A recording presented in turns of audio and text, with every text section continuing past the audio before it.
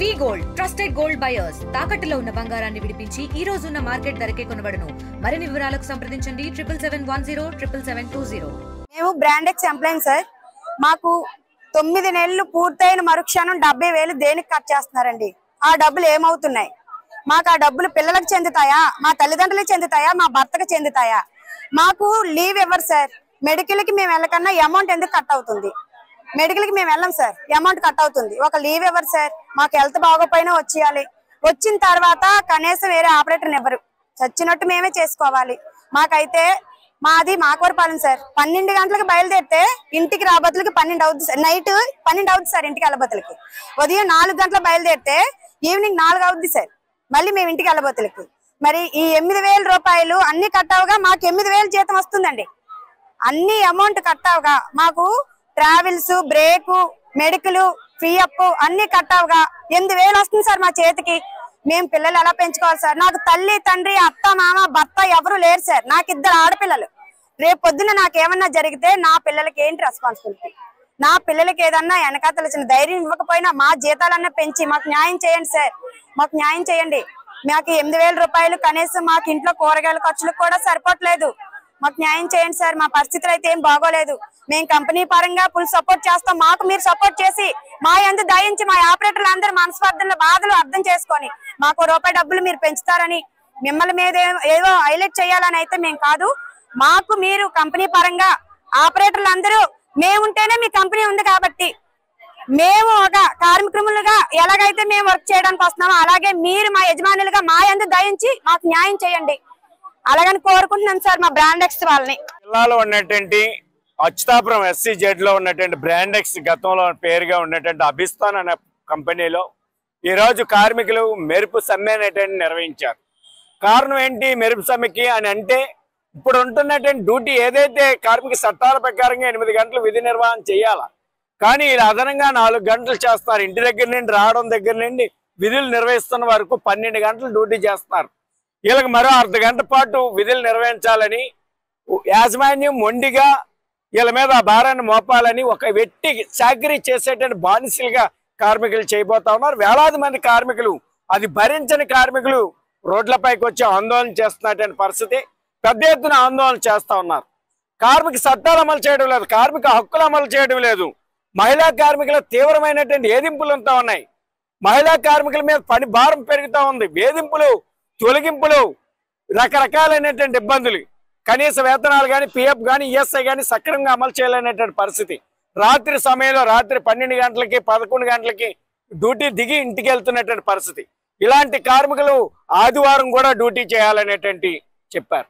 ఇది తప్పు. కార్మిక చట్టాల ప్రకారంగా ఆదివారం మేము డ్యూటీ చేయం, అర్ధగంట పాటు అదనంగా డ్యూటీ చేసేటువంటి పద్ధతి మానుకోవాలని ఆందోళన చేస్తూ ఉంటే ఈ కార్మికుల్ని బెదిరించాలని, అదిరించాలని యాజమాన్యం చూస్తూ ఉంది.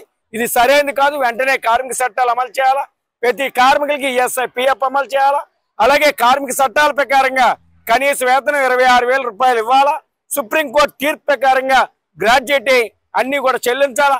ఆ రకంగా చెల్లించడం లేదు. కార్మికుల మీద తీవ్రమైనటువంటి వేధింపులు. బాత్రూమ్కి వెళ్ళినా సరే టైం 5 నిమిషాలకు మించి బాత్రూంలో ఉండడానికి లేదు. మహిళా కార్మికుల మీద చెప్పలేనంత తీవ్రమైనటువంటి వేధింపులు ఉంటా ఉన్నాయి. అందుకని దీని మీద వెంటనే జిల్లా కలెక్టర్ జోక్యం చేసుకొని ఏదైతే కార్మిక చట్టాలు ఉన్నాయో కార్మిక చట్టాలు అమలు చేయాలా, ఆదివారం సెలవు వచ్చేటట్లుగా చేయాలా, కార్మికులకి అర్ధగంట పాటు అదనంగా డ్యూటీ పెట్టేటువంటి పని ఉపసంహరించుకోవాలా. ఆ రకంగా చేయకపోతే కార్మికులు చేసేటువంటి పోరాటానికి CITU అనకాపల్లి జిల్లా కమిటీ సంపూర్ణమైన మద్దతు తెలియజేస్తుంది. పెద్ద ఎత్తున పోరాడతాం అనేసి ఈ సందర్భంగా యాజమాన్యానికి, రాష్ట్ర ప్రభుత్వాన్ని మేము ఈ సందర్భంగా అడుగుతా ఉన్నాం. వెంటనే జోక్యం చేసుకోండి. ఎకరా రూపాయికి ఇచ్చారు ఈ కంపెనీకి. కార్మికులకు ఉపాధి కల్పిస్తారని, లక్షలాది మందికి ఉపాధి కల్పిస్తారని, కానీ ఇస్తున్నటువంటి ఉపాధి కూడా గొర్రెతో ఒక బత్తడిగానే ఉంది. ఈజ్ ఆఫ్ డూయింగ్ పేరుతో, స్పీడ్ ఆఫ్ డూయింగ్ పేరుతో కార్మిక చట్టాలు ఉల్లంఘన చేస్తున్నటువంటి యాజమాన్యం మీద చర్యలు తీసుకొని కార్మికుల హక్కులకు రక్షణ కల్పించకపోతే పెద్ద ఎత్తున ఆందోళన, ఆగ్రహానికి గురి కావాల్సి ఉంటుందని ఈ సందర్భంగా హెచ్చరిక చేస్తా ఉన్నాం. ఆర్ రాము, CITU జిల్లా ఉపాధ్యక్షులు. ఈరోజు అచ్యుతాపురం SCZ లో ఉన్నటువంటి బ్రాండెక్స్ అధిష్టానంగా మార్చారు. ఈ యొక్క పరిశ్రమలో ఫిబ్రవరి 1వ తారీఖు నుంచి అరగంట పాటు ఏ షిఫ్ట్లో అరగంట, B షిఫ్ట్లో అరగంట పెంచాలని చెప్పేసి యాజమాన్యం పలు దప్పాలుగా కార్మికుల పైన ఒత్తిడి తెచ్చింది. దాన్ని నిరసిస్తూ కార్మికులందరూ ఆపరేటర్లు మొత్తం అందరూ కూడా దీన్ని వ్యతిరేకించారు. అయినా యాజమాన్యం మొండిగా మీరు కానీ అరగంట చేయకపోతే మాత్రం మీ మీద అనేక చర్యలు తీసుకుంటాం, మీరు రాలేని వాళ్ళు మాత్రం చర్యలు తీసుకుంటామని చెప్పి రకరకాల బెదిరింపులు గురి చేశారు. దీన్ని తట్టుకోలేక ఈరోజు ఏబి షిఫ్ట్లు కలిపి ఈరోజు గేట్ దగ్గరకు వచ్చి పెద్ద ఎత్తున కార్మికులందరూ కూడా ఆందోళన అనేది చేయడం జరిగింది. పోరాటానికి మేము సిఐటిగా మద్దతు అనేది ఇస్తున్నాం.